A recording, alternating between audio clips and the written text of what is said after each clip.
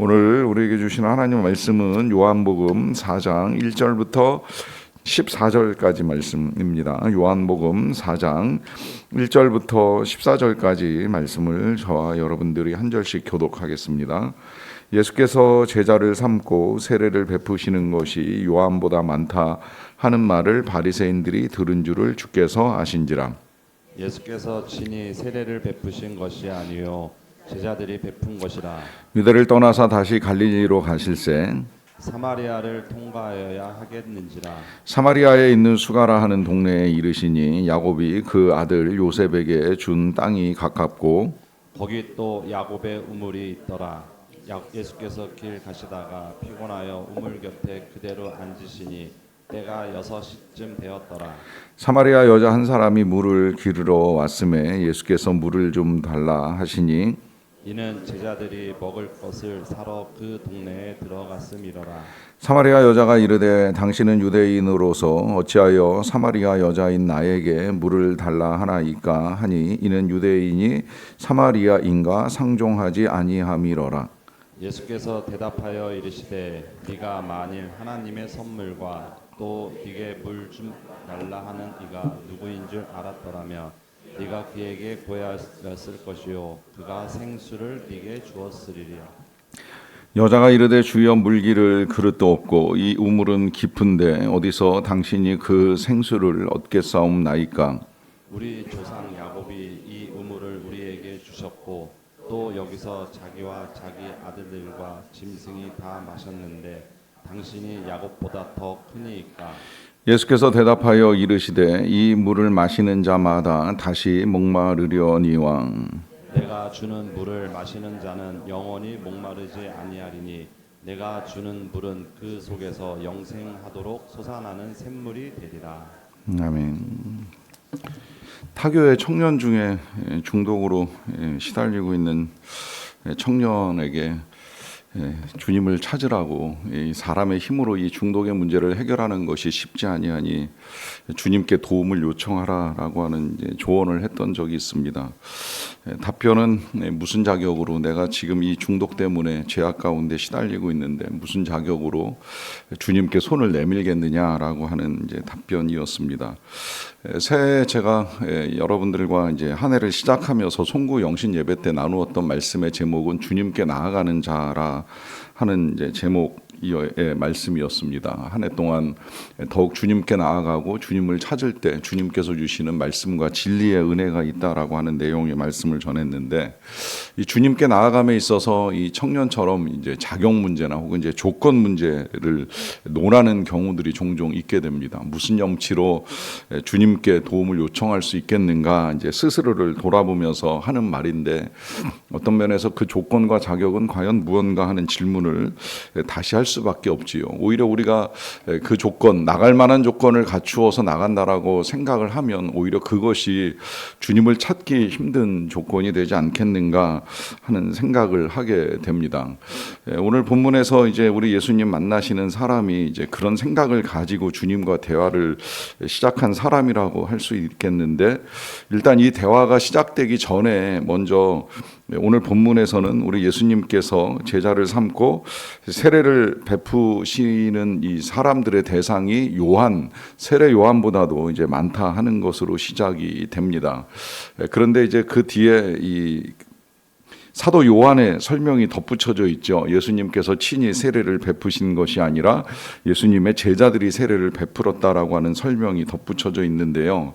일단 먼저 알 수 있는 사실은 요한에게 몰렸던 많은 사람들이 예수님을 다시 찾으면서 세례에 대한 요청이 있었을 것으로 얼마든지 추정을 할 수 있고요. 그 추정에 예수님이 이때는 세례를 베푸시는 일보다 오히려 하나님 나라의 진리를 가르쳐 주시는데 중점을 두셨는데 그런 예수님에 대하여서 세례를 요청하는 사람들이 많다 보니까 예수님이 제자들을 통해서 세례를 베푸시는 것을 허락하셨을 수도 있고 아니라면 제자들이 예수님을 대신해서 세례를 베풀었다고 할 수가 있겠는데 그 모든 일들에 어떤 자격 조건이 이제 주어져 있지 않습니다. 세례를 베푸는 일이나 세례를 받는 일이나 이제 누구나 할 수 있는 일이 이제 돼버리고 만 것이죠. 이게 이제 교회가 세워지고 제도가 만들어지고 조직화되면서 이제 이 무분별한 세례를 이제 통제하기 위해서 안수받은 목회자에 의해서 세례를 주는 것으로 이제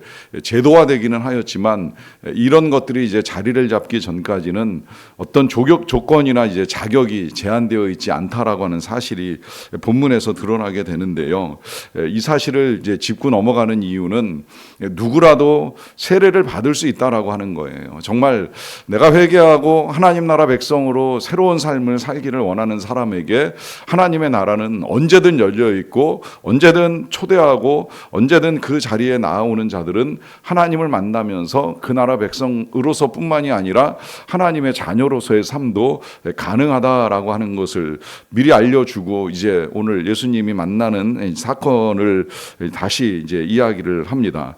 이 사건은 우리 예수님께서 이제 유대 예루살렘 지역 근처에 계시다가 이제 다시 갈릴리로 이동하는 상황에서 벌어졌는데 이 남유다 예루살렘에서 갈릴리 북부로 이동을 하는 가장 지름길은 사마리아를 통과하는 것입니다. 근데 오늘 본문에도 들어있는 설명처럼 이 사마리아가 안 좋은 역사를 가지고 있죠. 이제 그 역사는 아수르가 침공을 했을 때에 혼혈 정책으로 이 사마리아, 북이스라엘의 수도였던 사마리아에 아수르 민족을 들여보내 가지고 자폰을 하게 만들어 버린 거예요. 그래서 이제 단일 혈통을 주장하던 이 유대인들이 이 아수르 사람들과 피가 섞이면서 이 사마리아 지역은 이제 혼혈 지역이 되고 그 혼혈 지역은 이방 지역이기 때문에 유대인들은 이 지역을 통과하면 부정함을 입고 불결하다라는 이야기를 듣기 때문에 이 지름길을 포기하고 이제 요단강으로 이제 멀리 돌아서 갈릴리로 이동하는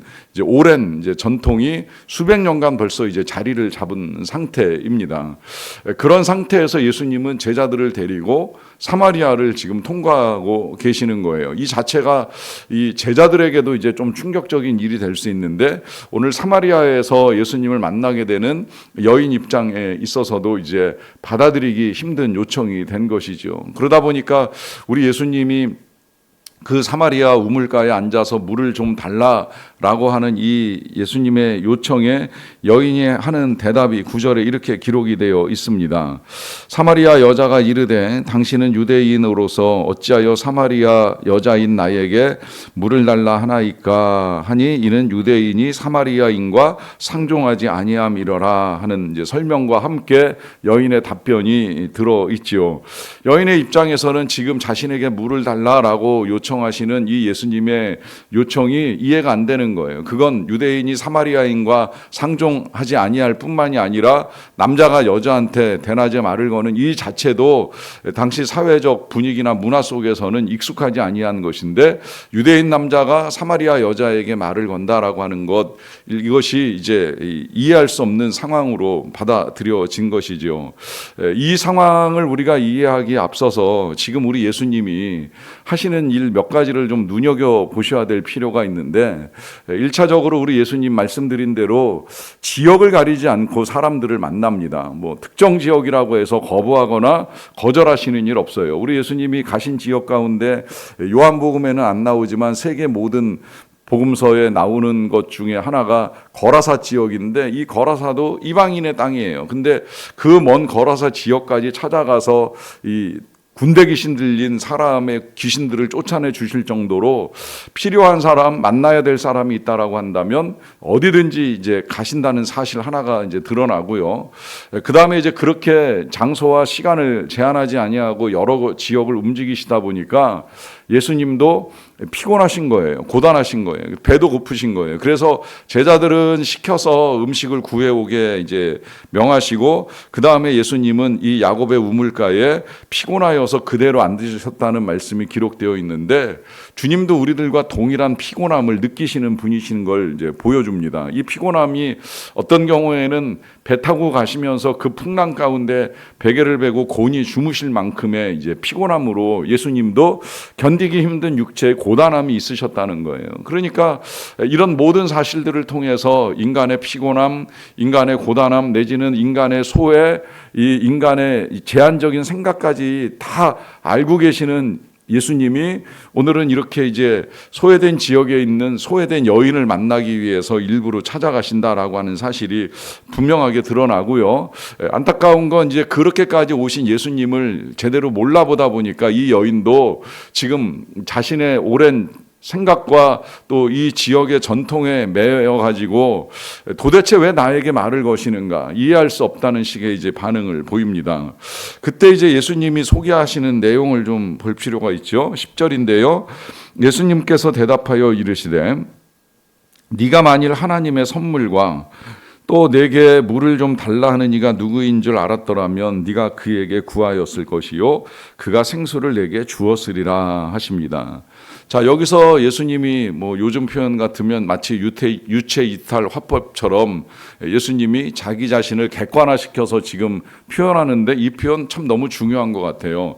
하나님의 선물, 예수님 자신을 향한 예수님의 표현인데 하나님의 선물이라고 표현합니다. 이게 참 정말 틀림없는 표현이지요. 예수님은 하나님이 보내주신 선물이에요. 이 여인에게 뿐만이 아니라 우리 모두에게 우리를 살리기 위해서 주신 하나님의 생명을 가진 하나님의 아들이잖아요. 그리고 원하고자 하면 값없이 돈 없이 받으니까 선물인 거 틀림없어요. 그 선물을 이제 알아보는 사람이 있고 이제 몰라보는 사람이 있다 보니까 그래서 이제 예수님이 스스로를 소개하시는 거예요. 나는 하나님의 선물로 이 땅에 온 자이고 또 네게 물을 좀 달라 하는 이가 누구인지 알았더라면 네가 구하였을 것이다. 여러분 이 예수님의 말씀을 우리가 눈여겨봐야 되는 것은 정말 예수님을 안다면 우린 예수님께 구하는 게 맞습니다. 그 구하는 것이 단지 우리가 이 세상에서 살아가는 필요만을 구하는 것이 아니라 오늘 본문 마지막에 예수님이 이 여인에게 설명하신 것처럼 예수님만이 주실 수 있는 우리 영혼의 샘물, 다시 목마르지 아니한 영혼의 샘물, 그 속에서 영생하도록 솟아나는 이 영혼의 샘물을 주님께 달라고 구하는 게 맞지요. 이 생명의 샘물을 구하지 아니하면 우리는 늘 영혼의 갈증을 느낄 수밖에 없고 문제는 이 갈증을 해결하기 위해서 온갖 것들을 찾게 됩니다. 지금 이 여인도 이제 물을 기르러 나오기는 했지만 지금 예수님 자신을 소개하는 이 예수님의 말씀을 듣다 보니까 이제 이 눈에 보이는 것들을 가지고 이제 질문을 하잖아요. 그래서 여기 물 기를 기릇도 없고 이 우물은 깊은데 어디서 당신이 그 물을 이제 줄 수 있겠느냐라고 하는 질문을 하기도 하고 또 이제 이 야곱의 우물이 오래전에 우리의 조상인 야곱이 이 우물을 파가지고 지금 우리가 여기서 마실 수 있는데 당신이 야곱보다 큰 사람이냐라고 하는 질문까지 하는데 이 모든 질문들이 결국 자신의 눈앞에 있는 예수님이 누구이신지 어떤 분이신지를 전혀 모르고 하는 이제 질문인 거예요. 이 질문을 한다는 이유 자체가 지금 그 영혼의 샘물이 완전히 메말라 버렸기 때문입니다. 그러다 보니까 하나님이 주신 선물, 하나님이 이 땅에 오셔서 생명의 샘물을 주시겠다고까지 약속을 하심에도 불구하고 이걸 받아들이는데 이제 큰 어려움을 겪고 있는 것이죠. 여러분 사람은 목마르면 물을 마셔야 됩니다. 근데 이제 목마르다고 사람에 따라서 탄산음료를 찾는 사람도 있고 뭐 맥주가 갈증해서야 좋다 이제 이렇게 이해하고 술을 찾는 사람들도 있는데요. 물론 뭐 그럴 수 있다고 생각을 하기는 합니다만은 과연 그 목마름이 그런 것들로 정말 완전히 해결이 되느냐라고 하는 질문을 할 수밖에 없지요. 그러나 그건 우리 몸을 위한 것이라고 한다면 진짜 우리 이 영혼의 샘물은 주님 아니면 채울 수가 없는 거예요. 주님 아니면 해결이 안 되는 거예요. 이게 정말 아무리 재밌는 걸 보고 아무리 좋은 걸 보고 아무리 많은 걸 가진다고 한들 우리 영혼의 목마름을 채울 수 있는 건 오직 예수님의 은혜 말고는 없다라고 하는 사실이 너무나도 분명합니다. 그러하기 때문에 예수님이 오늘 마지막 13절에서 이렇게 알려주십니다. 예수께서 대답하여 이르시되 이 물을 마시는 자마다 다시 목마르려니와 내가 주는 물을 마시는 자는 영원히 목마르지 아니하리니 내가 주는 물은 그 속에서 영생하도록 솟아나는 샘물이 되리라 하십니다.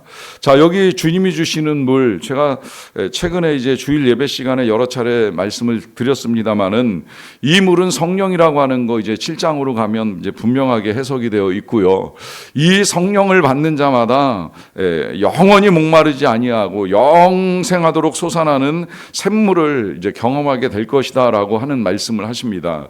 실제로 그러합니다. 성령 충만한 사람은 인생에 부족함이 없습니다. 성령 충만한 사람은 다윗이 시편 23편에서 우리에게 전해준 바대로 여호와가 목자이시기 때문에 내 인생에 부족함이 없다는 고백을 얼마든지 할 수 있습니다. 그때 그 부족함이 없다는 이 다윗의 고백은 뭘 많이 가져서 하는 고백이 아니에요. 그가 왕권을 가지고 권력을 지고 부를 취하였기 때문에 하는 고백이 아닙니다.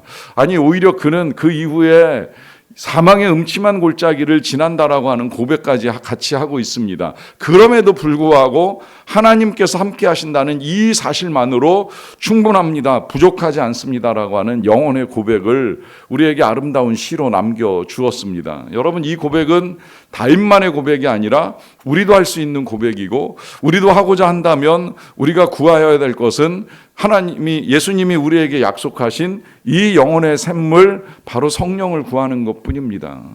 오늘 이 아침에도 주의 거룩한 성령이 저와 여러분들에게 충만하게 임하기를 구하십시오. 그래서 그 충만한 가운데 목마르지 아니한 영혼의 생명력을 가지고 살아가는 저와 여러분 다 되시기를 간절히 축원합니다. 기도하겠습니다. 사랑과 은혜가 풍성하신 아버지 하나님, 감사합니다. 우리들을 사랑하셔서 참으로 귀한 선물 우리 예수 그리스도를 우리에게 보내어 주셔서 진심으로 감사를 드리옵나이다. 예수 그리스도께서 하나님의 아들이시요 우리의 구원자가 되시고 우리에게 영원한 생물을 주시는 분이시라는 사실을 분명히 수많은 증거들을 통하여 우리에게 허락하여 주셨는데, 하나님, 우리의 마음이 청결하지 아니함으로, 우리 마음의 눈이 닫힘으로 말미암아 볼 수 없었고 알 수 없었다는 사실을 고백합니다. 그럼에도 불구하고 다시 열어주사 하나님이 살아계신 것을 보게 하시고 예수 그리스도께서 선물로 오셨다는 사실을 깨닫게 하시며, 무엇보다도 우리에게 성령을 약속하신 주님께서 구하는 자에게 성령을 주신다고 말씀하여 주신 대로 오늘 이 아침에도 우리에게 성령의 충만함을 더하여 주실 줄로 믿사옵나이다. 하옵나니 영혼의 목마름 때문에 세상 헛된 것을 찾기 위하여 우리의 시간을 낭비하는 어리석은 인생이 되지 않게 하여 주시옵소서. 오직 성령의 충만함, 그 충만함의 능력을 가지고 담대하게 하시고 그 충만함으로 사랑하고 용서하고 긍휼을 베풀게 하여 주시고, 그 충만함 때문에 주님이 주시는 소망으로 어떤 상황 속에서도 낙심하지 않고 살아가는 믿음의 삶을 사는 자들이 되게 하여 주시옵소서. 하나님, 우리 성도들의 삶의 상황은 여러 가지로 정말로 어렵습니다. 하지만 이 상황들 속에서 우리가 바라봐야 될 것은 우리의 환경이나 여건이 아니라 오직 우리의 주 예수 그리스도라는 사실을 분명하게 알고 이와 같은 때에 오히려 주님을 찾으며 주님의 성령의 능력을 힘입어서 노래하는 삶, 찬양하는 삶, 기뻐하는 삶, 감사하는 삶을 살아갈 수 있는 자들이 다 되게 하여 주시옵소서. 병상에서 투병하는 모든 주의 백성들 가운데에 하나님이 강건하게 하시는 은혜의 역사를 일으켜 주시기를 원합니다. 하지만 아버지 하나님, 육신만이 아니라 영혼도 강건해지게 하여 주시옵소서. 우리의 육신은 날로 쇠할 수밖에 없지만 그러나 속사람은 날로 강건하여질 수 있다라고 약속하여 주신 그 말씀대로 우리의 속사람이 강해지기를 원합니다. 우리의 영혼이 주님과 함께 담대하고 강건한 삶을 누릴 수 있는 자들이 다 되게 하여 주시옵소서. 그 밖에도 여러 가지 일들을 준비하고 도모하고 해나갈 때에 하나님의 지혜와 능력이 사랑하시는 모든 주의 백성들 가운데 임하여서 세상 그 어디에서도 주의 지혜로 문제를 풀어가며 주가 주신 능력으로 모든 역할과 사명을 잘 감당하며 나아갈 수 있도록 도와주시옵소서. 우리 선교사님들에게도 동일한 은혜를 베푸셔서 주어진 그 사역지에서 하나님의 지혜와 능력과 사랑으로 섬기는 가운데에 많은 자들이 주께로 돌아오는 아름다운 구원의 역사를 풍성하게 경험할 수 있도록 은혜 내려 주시옵소서. 모든 것 감사드리옵고 예수님의 이름으로 기도하옵나이다. 아멘.